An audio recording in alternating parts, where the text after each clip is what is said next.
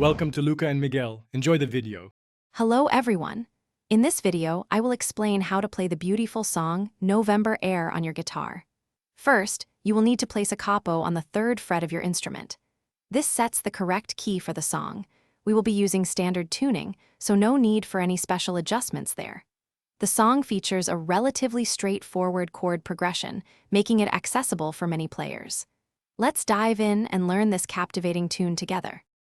For the verses and the intro, you'll primarily use 4 chords: a minor, C over B, C major, and G major. The key is to use a consistent fingerpicking pattern. For minor, try plucking the A, G, A, and B strings twice. When you switch to C over B, you'll move your fingers slightly, often involving the 2nd fret of the A string. Focus on making your transitions between these 4 chords as smooth as possible to capture the song's flowing feel. When you reach the chorus and bridge sections, the song shifts to a more strummed feel. Here, you'll typically use F major, C major, G major, and a minor chords. For the F chord, a bar chord is often used, barring the 1st fret.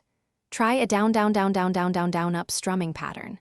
You can also experiment with light palm muting near the bridge to add a percussive texture, giving the song more drive and emotional depth. To truly capture the essence of November Air, pay attention to specific techniques. There's a notable slide from the 3rd to the 5th fret on the low E string after a G chord.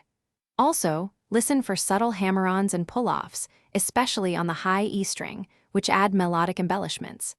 Consistent practice, focusing on both chord changes and these small details, will help you achieve the right feel and timing. Enjoy playing this beautiful and heartfelt song. Thanks for watching and please subscribe. It's the best investment you'll ever make.